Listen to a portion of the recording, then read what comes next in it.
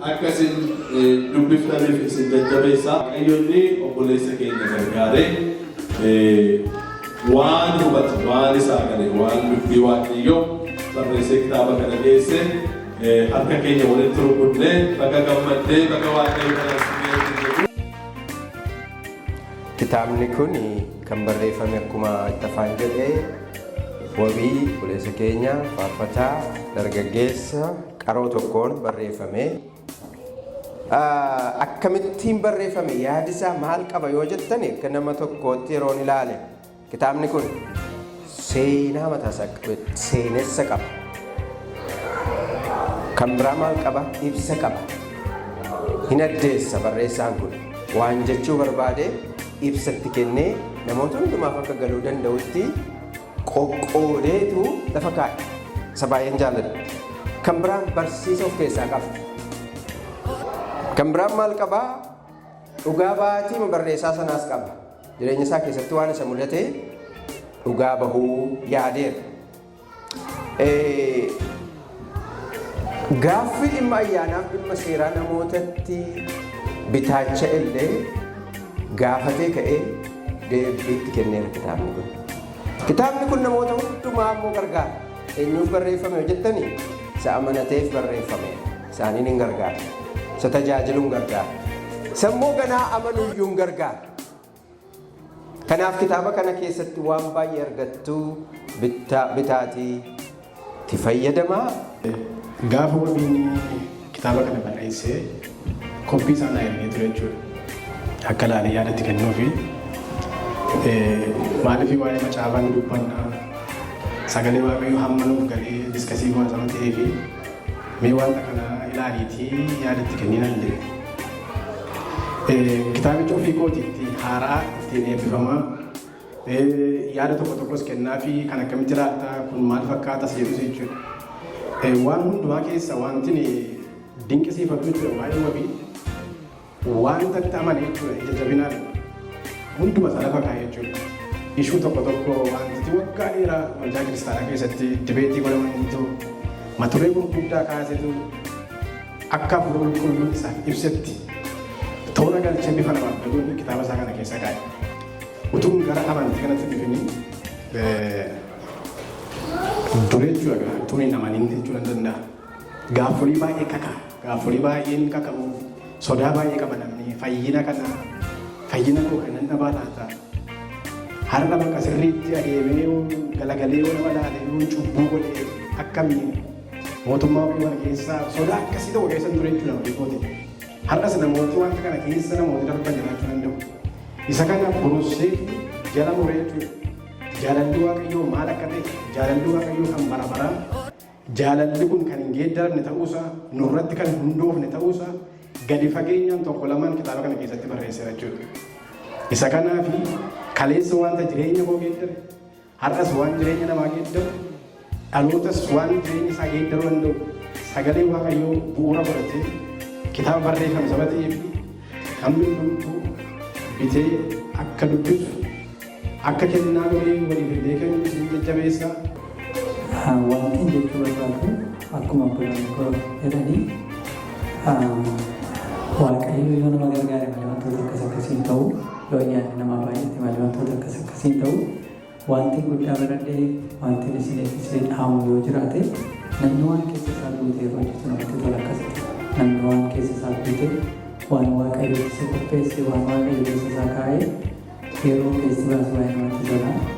Yeroo baay'ee namni waan mataa ture seera mana yeroo baay'ee yeroo ilaallu gaafa inni godhaalee dhimma namni yeroo akkasittiin ilaalaa ture yeroo dubbisaa ture akkuma obboloonni koo jedhanii jireenya koo irratti wantoota baay'ee tuqaa bira hin geenye bakka tuqaa bira galuu nama dheeraa akkaataan wantoota baay'eetti ilaalee geeddareera.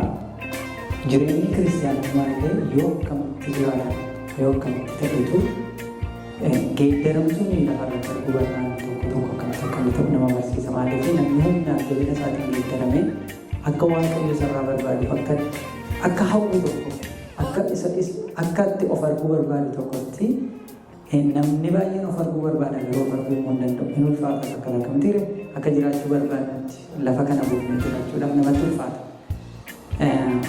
Isa kanaaf deebii quufsaa keessaa namni yoo jaalladhe waaqayyoo isaa fide malee jireenya waaqayyoo sarara barbaadu jiraachuu akka hin dandeenye namatti argisiisa kitaaba.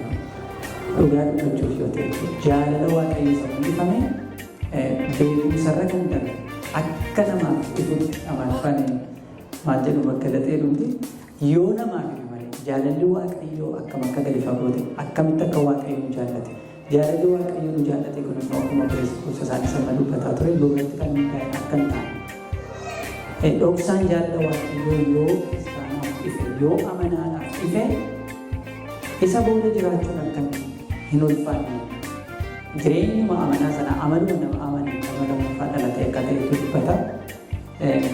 Kanaaf obboloota koo baay'ee isin jajjabeessa waan keessa jirtan akka dubbiftan jireenyi as iddoon kun hin geeddaramne taanaan hojiin hin geeddaramu. Hubannaan Phaawulosii inni macaafa qulqulluu jaalalli waaqayyoo inni dhugaan sun yoo namaaf ife malee aktivitiin ka'aan kaanaadhaan akka hin taane waan ta'eef. Kanaaf isin jajjabeessa jaalalli waaqayyoo gadi fagoo akka nutti dubbataa boqonnaadhaan dubbachuun barbaadu. Dabalataan tarii yeroo dubbiftan gaaffii kan isinitti ta'u yoo jiraate wanti isinitti ulfaatu yoo ta'u jiraate hafuura qulqulluu dhaggeeffadhaa dubbii hundumaa isa madaala sagalee waaqayyootiin immoo wal bira qabatee ilaalaan isiniin jedha. Wabiin kitaaba kun isaaf kitaaba jalqabaa miti kitaaba kanaan dura barreesses qaba. Boqonnoota kana immoo kitaaba gochuu ni danda'a jedhee naman boqonnootuma asirra jiranii kitaaba ta'ee barreeffamuudhaaf babal'achuudhaa fi poteenshaalii qaba. Tokko kan suni kitaabota kan biraadhaan si eegna warri kaanis warra keessa jirtan waan waaqayyoo keessa keessan kaan waan waaqayyoo keessa keessan guutee fi ija jabina guddaa hin danda'ama. Waaqayyo waan keessa keessan hundumti keenya ka'an kaana barreessinaa osoo hin taane waan waaqayyo keessa keessan kaa'anii ayyaanni waaqayyoo nama dandeessisa jechuun barbaada. Wabii baay'ee maddee dureen ishee baga waaqayyo si gammachiise. Seenaa namoota waaqayyoo gurguddaa seenaa waldaa kiristaanaa keessatti qabnu keessatti malli wal fakkaataa isaan qabanii waaqayyoon kadhatu. Saba keenya gidduutti macaafa barreessuun hin jajjabeeffamu. Dhaloonni amma jiran garuu baay'inaan macaafa barreessaa jiru. Isa kanaaf waaqayyoon guddifnee galateeffanna. Sababni isaa baay'inaan dhaloota oral societyidha. Argaa dhageetti jaallata namni keenya amma garuu barreessuudhaaf dubbisuun aadaan isaa deebi'aa waan jira. Dhaloonni keenya qubeen macaafa barreessuudhaan baay'ee argaa jirra. Ammaa isa kanaaf waaqayyoon guddifnee galateeffanna. Macaafa kana ilaaleera. Macaafni kun amma ala kana confusionii baay'eetu jira. Waa'ee fayyina keenyaa, waa'ee jireenya bara baraa, waa'ee dhiifamuu cubbuu, waa'ee qajeelummaa karaa Kiristoos arganna ilaalchisee wantoota wal'adhaan baay'eetu jira. Waa'ee seeraaf ayyaanaa ilaalchisee wantoota nama rakkisan baay'ee dhaloota gugurdaa keessantu jira. Jireenyi nama haaraa, jireenyi nama lammaffaa dhalatee eternal security inni Kiristoositti qabu ba'eessa godhee kan nu addeessuudha. Kanaaf macaafa kana bitadhaa dubbifadhaa isiniin jedha. Irra deebi'ee baga waaqayyo isin gargaaree baga gammaddanii macaafa bu'uura yookaas immoo basic Christian teaching bu'uura amantii keenyaa ba'eessa godhee kan gannuu dhaabuudha. Kanaaf hundumti keenya iyyuu bitannee haa dubbifannu. Waaqayyo si haa eebbisu. Ayyaana isaa masiifaa baay'isu akkuma obboleessi koo jedhee kana caalaa macaafni baay'een si keessa habaanii jechuu jaalladha. Waaqayyo maqaan isaa eebbifamu. Galanni waaqayyoof haa ta'u. Kam jirtu? Kitaaba kana seenaa jireenya kootii godhee miti kan isin barreessee seenaa jireenya kootii yookaan immoo bara dhaladhee ka'ee hamma ammaatti akkaataan itti dabarse waan ittiin dabarse miti. Kiristoos bifa guddaadhaan ol keessatti mul'ata. Kun immoo isin gargaara waan ta'eef akkasiin dubbistan isin jajjabeessa.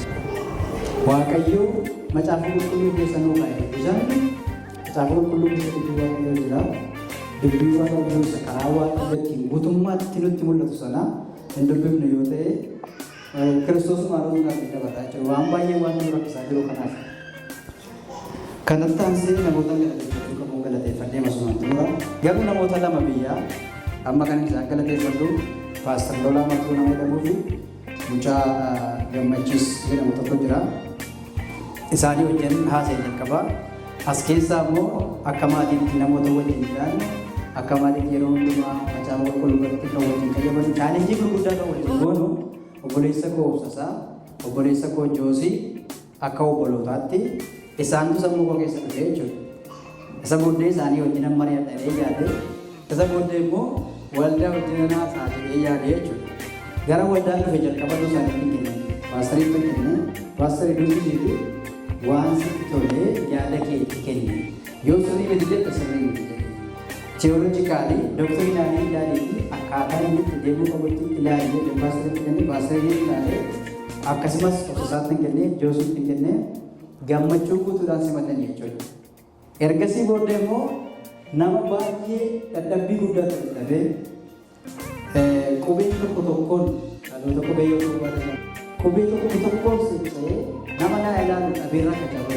Faantaatti gaafa kennu faantaan isarrayyuu kan ta'e dhimma qubee koheeraansii yaaddisaa kun akkasitti ta'uu qabaadhu kunatti lafa akkasitti bifa kana kanaan galuu qabaarra kan darbe dooktirinaalillee spirituaalillee waan baay'ee ilaalee toora naa galcha baay'ee yeroo itti fudhatee bakka hojii isaatti illee bilbilee fi narraa kaasee dhugaa dubbachuuf gammachuu guddaadhaan simatee waaqayyo guddaa si haa eebbisu jechuun barbaada.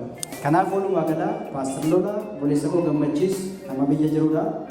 Obboleessa koo Obsasaa, obboleessa koo Joosii, Paastar Guddee fi obboleessa koo Faantaadhaanii waaqayyo si haa eebbisuun argina.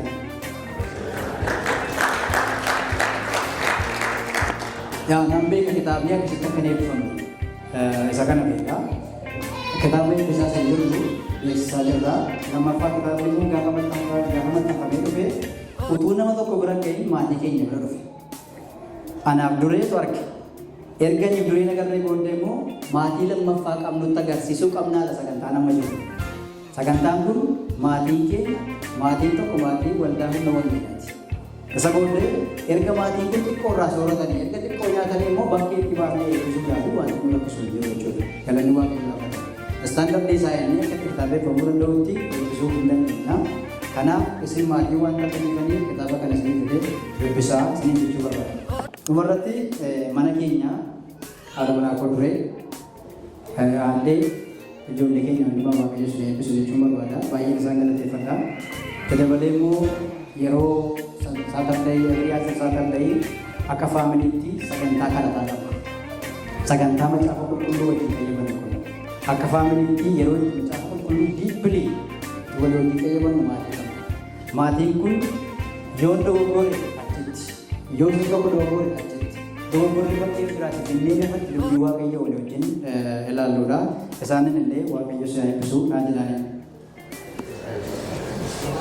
Kanaaf egaa kitaaba kana akkasiin dubbistaniin barbaada. Sababiin isaa namni keenya kun afaan Oromootiin barreeffame lafni itti barreeffame immoo USA keessa. Isin namoota afaan Oromoo dubbisuu dandeessan waan ta'eef dhugaa macaafa qulqulluu keessa jiru baruudhuma yoo barbaadan akkasumallee anaa wajjin illee chaalenjii gochuu yoo barbaadan kitaabni kun dogoggora yoo qabaate yoo dubbistan malee dogoggora isaa hin dandeessan. Kanaafuu kitaaba kana akkasiin dubbistanii kennaa godhatanii waldaa humna wangeelaatii kennaa jechuudha. Isin immoo kasaan dubbisaniif jajjabeessuun jaalala keessan haa ta'u waaqayyo isin eebbisu asumaan gara paastariitti dabarsa.